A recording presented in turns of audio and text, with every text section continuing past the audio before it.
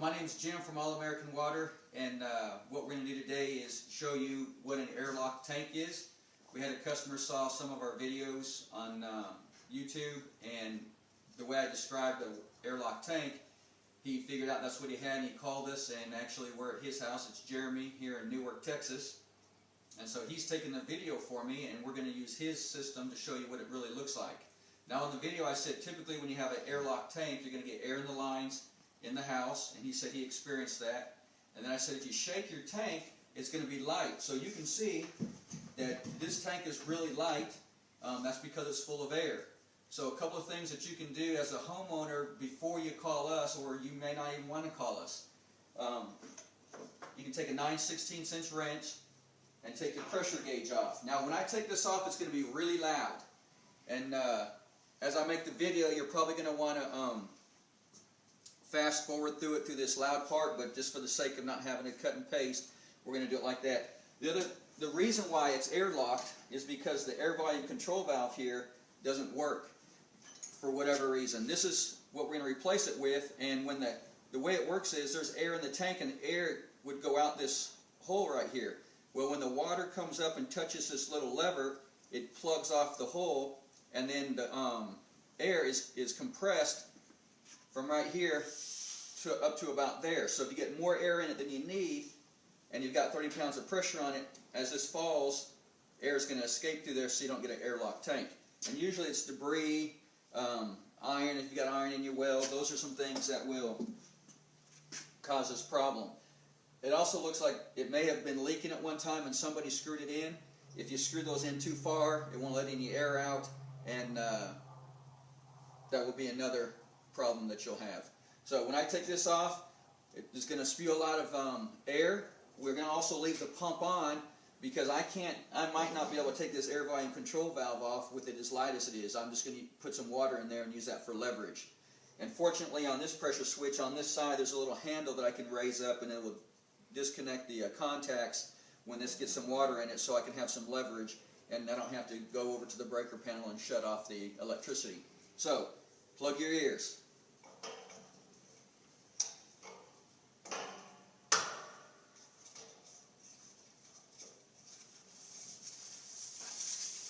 You're going to want to hold on to the pressure gauge too, because this has got 50 pounds of pressure on it, so it's going to be kind of explosive.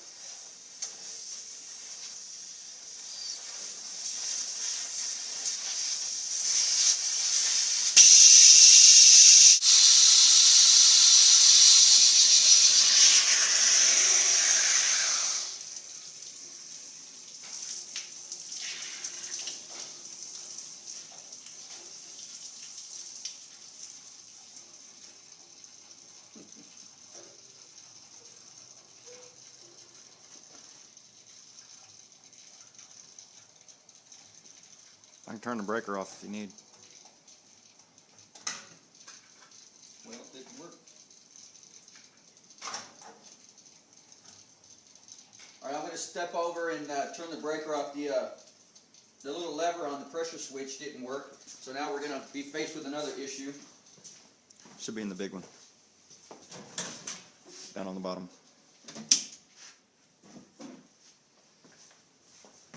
Excuse my mess. Don't worry about Jeremy's mess. His wife will be home to clean it up later, to include mine. So what happened was the lever did not work and did not disconnect the contacts when they were supposed to. So now I've got 20 pounds of pressure on there, and the water is at least here, as you can tell. So what I'm going to do is go outside, grab a faucet real quick, drain some water off of it, and then we'll go ahead and finish taking out the air volume control valve. If you decide to do this on your own, when you remove the air volume control valve, you're going to want to get an air volume control valve that's for a deep well. Some of them will say DWJ on them. I'm not sure if you can see that, but you want to ask for a deep well air volume control valve. And if not, you're not going to get the same results that you need. The other thing is, please make sure that your air volume or your pressure is off your air volume control valve, completely down to zero. The other day I was in a hurry and there was, looked like it said 20 pounds of pressure on there, and you can't check the actual pressure in these tanks if the pressure gauge doesn't work. So when I was pulling the air volume control valve out, it shot it out of my hand like a bullet, and it slammed into the guy's well house, and it bent this into a U for, I don't know how that happened, but it can still be dangerous if you get in a hurry, so please take your time. If you decide to do this on your own for your own safety, or I had another friend of mine in the water well business, he did that and it shot a hole in the customer's wall. And being this is Jeremy's garage, he probably doesn't want my using an air volume control valve to break the his wife's china and antiques there. I don't care. Well, he doesn't care, but perhaps when his wife gets home, he can blame it on the water well guy and not give my number, I hope.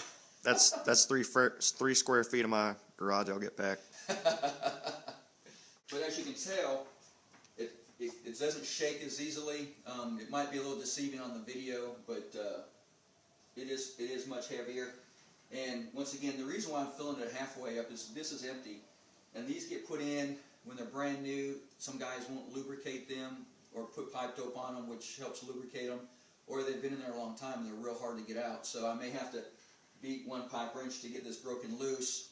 But when you're trying to do that on an empty tank, you run the risk of breaking pipes and stuff. And that just added the work that you've got to do. And I'm trying to get out of Jeremy's garage as quickly as possible. Kind of like take his money and run if I can, but and I'm just kidding.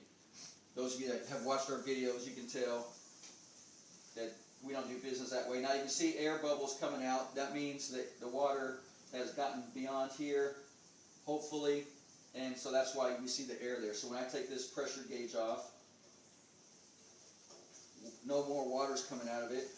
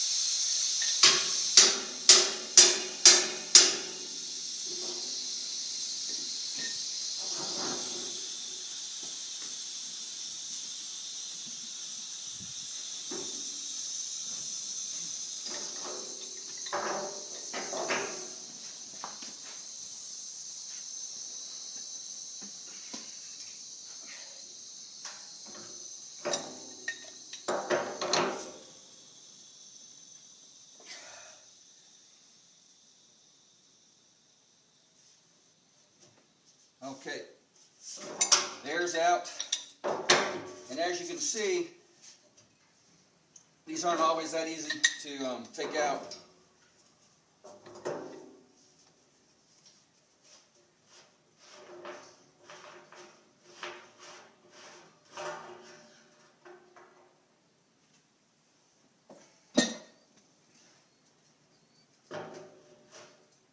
All right, we have another little problem, and that's the float.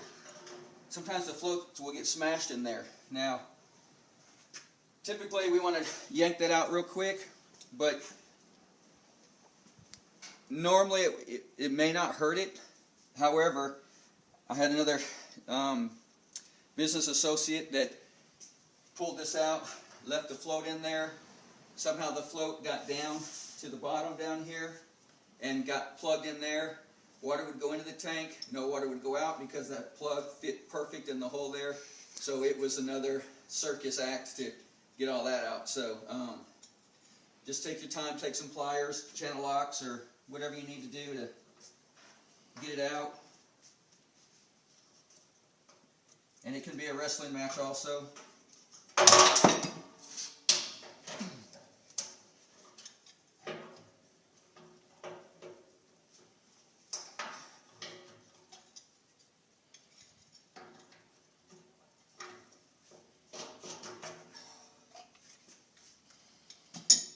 So as you can see, it was pretty much flat and wouldn't come out of there. And if you look at the handle where the float is supposed to go,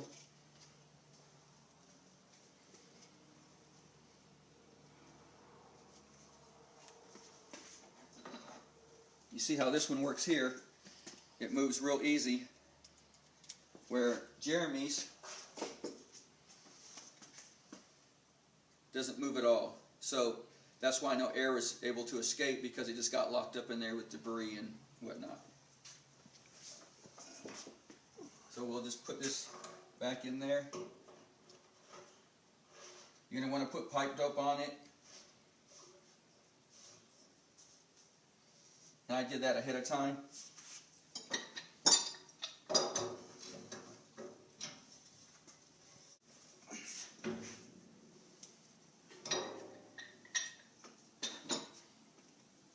And since we know the water's about right here, we'll just put the pressure gauge back on, because what it'll do is it'll compress the air from here to here.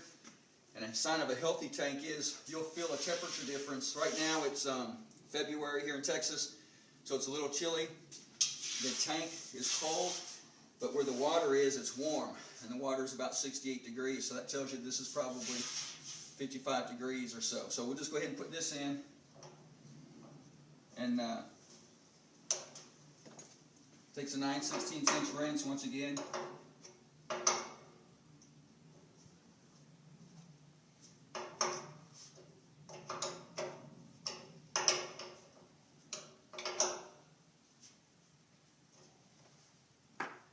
And we'll go turn the pump on. So now it's shut off, and his is at 65, so at 45 it comes on, and at 65 it shuts off. Jeremy's fixed. There's no water dripping from the air volume control valve. It's pressured up and it's shut off. Everything is good. So if he gets excessive air in there and it's got 30 pounds of pressure on it, the air will leave out of the air volume control valve and maintain a healthy galvanized pressure tank. I appreciate your time and watching the video. If you have any questions, please feel free to call us at 940-389-6850, and no matter where you're at, we'll answer your questions. We had a call from a guy in Canada the other day, so we're willing to help you over the phone if we can. We appreciate your time, and you guys have a great day.